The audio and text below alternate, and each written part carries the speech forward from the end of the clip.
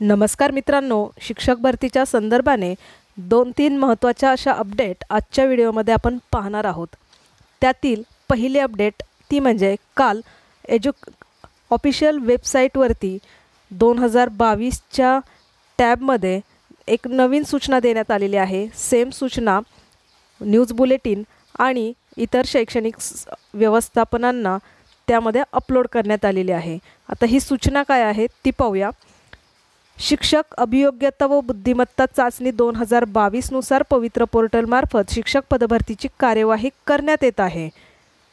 मुलाखतीसह पदभरतीचा पर्याय दिलेल्या शैक्षणिक संस्थांना उमेदवारांचे मुलाखत व अध्यापन कौशल्य यांच्यासाठी चाचणी परीक्षेतील गुणवत्तेनुसार सर्वसाधारण गुणवत्ता यादी 7 ऑगस्ट रोजी प्रसिद्ध करण्यात आली।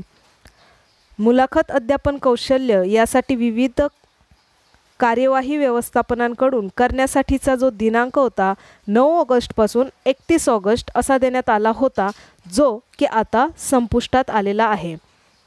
म्हणजे 9 तारखेपासून 31 तारखेपर्यंत वेगवेगळ्या शैक्षणिक संस्थांना वेगवेगळ्या डेट देऊन त्यामध्ये 31 तारखेपर्यंत इंटरव्ह्यू हे कंप्लीट करायचे होते। सदर मुलाखत व अध्यापन कौशल्यानंतर निवडलेल्या उमेदवारांना नियुक्ती आदेश निर्गमित करण्यापूर्वी निवड प्रक्रियेतील प्रशासकीय कार्यवाही करण्यासाठी पोर्टलवरील आवश्यक नोंदी पूर्ण करणे आवश्यक आहे। यासाठी शैक्षणिक संस्था व्यवस्थापन स्तरावरील मुलाखत व अध्यापन कौशल्यानंतर पोर्टलवर गुणदान, निवड, प्रतीक्षाधीन इत्यादी आवश्यक नोंदी करण्यासाठीचा दिनांक 7/9/2024 पर्यंत पोर्टलवर सुविधा सुरू राहील। म्हणजे आता विद्यार्थ्यांचा इंटरव्ह्यू झालेला आहे 31 तारखेपर्यंत। या ठिकाणी विद्यार्थ्यांची प्रोसिजर संपते। आता ही संस्थेची प्रोसिजर असणार आहे। हा जो टॅब उपलब्ध असणार आहे हा संस्थांसाठी उपलब्ध राहणार आहे, जे की विद्यार्थ्यांचं इंटरव्ह्यू घेतलेल्या 30 मार्क्सपैकी किती मार्क्स त्यांना देण्यात आलेले आहेत त्यानुसार त्यांना मेरिट त्या ठिकाणी प्रसिद्ध करायचं असतं। पवित्र पोर्टलवरील निवड प्रक्रियेची पूर्ण माहिती नोंद केल्यानंतरच निवड केलेल्या विद्यार्थ्यांना संस्था स्तरावर प्रत्यक्ष नियुक्तीचे आदेश निर्गमित करता येईल। पहिली अपडेट द्यायची आहे आणि नंतर संस्था त्यांना नियुक्तीचं पत्र देणार। मुलाखतीसह या प्रकारातील मुलाखत व अध्यापन कौशल्य यासाठीच्या नोंदी 7/9/2024 नंतर व्यवस्थापन स्तरावरून करता येणार नाहीत याची नोंद घ्यावी। म्हणजे काही झालं तरी 7 तारखेपर्यंत संस्थेंना विद्यार्थ्यांची इन्फॉर्मेशन ही त्यामध्ये अपलोड करायची आहे। तर ही आहे पवित्र पोर्टलवरती काल प्रसिद्ध झालेली प्रेस नोट किंवा न्यूज बुलेटिन म्हणू शकतो आपण त्याला। आता ही इन्फॉर्मेशन नंतर काही विद्यार्थ्यांना प्रश्न पडला होता की नक्की आपलं सिलेक्शन झालेलं आहे हे ओळखायचं कसं किंवा आपल्याला ही नियुक्ती कोण देणार आहे। तर त्यांनी ज्या पाठीमागचे 7-8 पानांची जी PDF पाठवली होती, जे ऑपरेटिंग सिस्टम त्यांनी चालू केली होती त्या पेजमध्येच त्यांनी मेन्शन केलं होतं की जे तुम्हाला मुलाखतीसाठी जे मार्क्स मिळणार आहेत त्या मार्क्सची यादी संस्थांना पहिली अपलोड करायची आहे, द्यायची आहे आणि त्यानंतर म्हणजे पहिली शाळा ही माहिती इन्फॉर्मेशन संस्थेला देत असते आणि त्यानंतर जो विद्यार्थ्यांचा अहवाल शैक्षणिक संस्थांना दिल्यानंतर त्यांचे डॉक्युमेंट्स व्हेरिफिकेशन संस्था आणि शिक्षणाधिकारी हे करत असतात आणि त्यानंतर अंतिम यादी ही लावली जाते। अंतिम यादी म्हणजे आता मुलाखतीमध्ये ज्या विद्यार्थ्यांना जसे मार्क्स पडलेले आहेत ती त्यामध्ये लावल्यानंतर अंतिम यादी ही संस्था प्रसिद्ध करत असते आणि तेव्हा विद्यार्थ्यांना त्यांचं सिलेक्शन समजतं। ओरली देखील संस्था विद्यार्थ्यांना सांगते, परंतु लिखित स्वरूपामध्ये संस्था ही यादी प्रसिद्ध करत असते आणि नियुक्तीपत्र देखील संस्था देते। आता त्या संस्थेच्या माध्यमातून शाळेवरती नियुक्ती जेव्हा होते तर शाळेवरती नियुक्ती यासाठी दिनांक तर देण्यात आलेला आहे 7 तारीख। 7 तारखेपर्यंत प्रोसिजर कंप्लीट करण्यासाठीची डेट देण्यात आलेली आहे आणि त्यानंतर मात्र त्यांना आपापल्याला नियुक्तीपत्र मिळाल्याच्या नंतर काही कालावधी दिला जाईल जॉईन होण्याचा, ते त्या नियुक्तीपत्रामध्ये मेन्शन केलेलं असेल किंवा पुन्हा पोर्टलवरती त्यासंबंधी प्रेस नोटमध्ये त्यात लिखित स्वरूपामध्ये येऊ शकतं, परंतु जॉईनिंग लेटरमध्ये मात्र असेल की तुम्हाला किती दिवसामध्ये जॉईन करायचं आहे.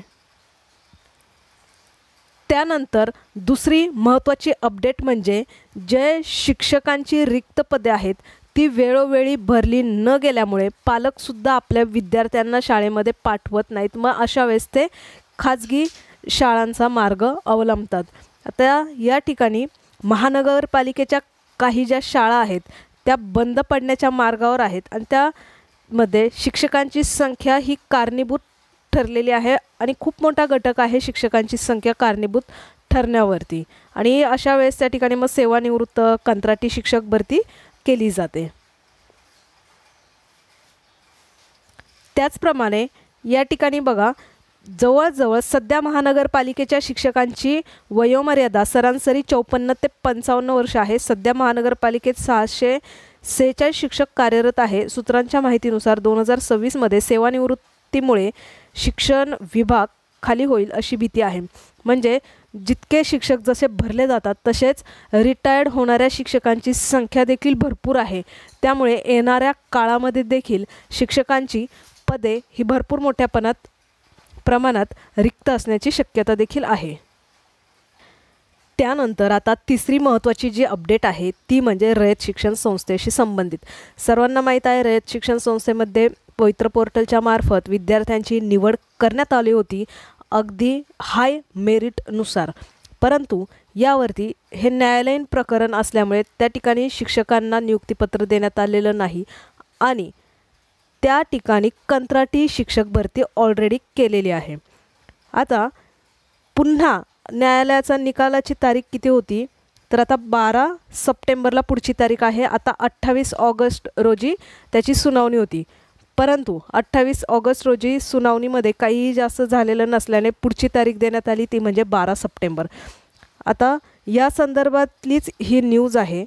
तर बघा, शिक्षकांच्या रिक्त जागांमुळे विद्यार्थ्यांचे होणारे शैक्षणिक नुकसान, इतर शिक्षकांवरील अतिरिक्त कार्यभार, ताण इत्यादी बाबी टाळण्यासाठी 27 ऑगस्टच्या अंकात याची इन्फॉर्मेशन देण्यात आली होती आणि रयत शिक्षण संस्थेने विद्यार्थ्यांचे नुकसान टाळण्यासाठी हंगामी शिक्षकांची नियुक्ती करण्याचा निर्णय घेतला आहे.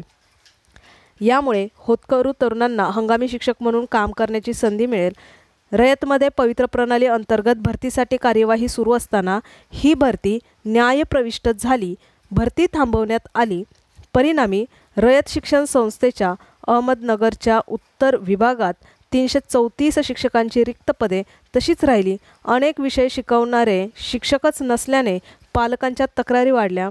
28 ऑगस्ट रोजी निकाल लागण्याच्या प्रतीक्षेत असणाऱ्या संस्थेला पुन्हा 12 सप्टेंबर तारीख देण्यात आली आणि संस्थेचे विभागीय अधिकारी नवनाथ बोडके यांनी सांगितले, शिक्षकांना सेवा वर्ग करून उणिवा भरून काढण्याचा संस्थेने प्रयत्न केला. त्यात ज्या शाळेतील शिक्षकांना दुसरीकडे पाठविले तिथे रिक्त पद तयार झाले. त्यातून कारण आपण पाहिलं होतं की त्यांच्या ऑफिशियल वेबसाईटवरती शिक्षकांसाठी त्यांच्या बदलीचं धोरण चालू होतं आणि त्या संदर्भातचं ते परिपत्रक देखील टाकलं होतं की त्यांची एका शाळेतून दुसऱ्या शाळेमध्ये ज्या शिक्षकांना बदली हवी आहे तर त्यांची बदलीची प्रोसिजर चालू होती. मग ज्या ठिकाणावरून शिक्षक गेले तर त्या ठिकाणच्या जागा ह्या रिक्त झालेल्या आहेत आणि ज्या ठिकाणी ते गेले त्या ठिकाणी जर जागा ऑलरेडी रिक्त असेल तर त्या काही प्रॉब्लेम येणार नाही. पण त्या एखाद्या शिक्षकाची ऑलरेडी त्या ठिकाणी जागा असेल तर पुन्हा मग त्या ठिकाणचा शिक्षक अतिरिक्त होऊन पुन्हा त्याला दुसरीकडे शिफ्ट करावं लागतं. मग त्यामुळे संस्थेने तातडीने याबाबत सर्व शाखा प्रमुखांना शासनाच्या पवित्र प्रणाली अंतर्गत संस्थेत सेवक भरती न झाल्यामुळे वाढलेल्या शालेय कामातील अडचणी दूर करण्यासाठी शाखांनी आपल्या परिसरातील होतकरू सेवक शोधून हंगामी सेवक म्हणून भरती करावी असं कळविले आहे. संबंधित हंगामी सेवकाचे मानधन देण्याची तरतूद शाखा पातळीवर करण्याची सूचना केलेली आहे. ज्या शिक्षकांना दुसऱ्या शाखेत सेवा वर्ग करण्यात आले त्यांना पूर्ववत आपल्या पूर्वीच्या शाखेत पाठविले जाणार असल्याचे विभागीय अधिकारी यांनी सांगितले. त्यामुळे काही अंशी गैरसोय झालेले हे शिक्षकही खुश होणार आहेत.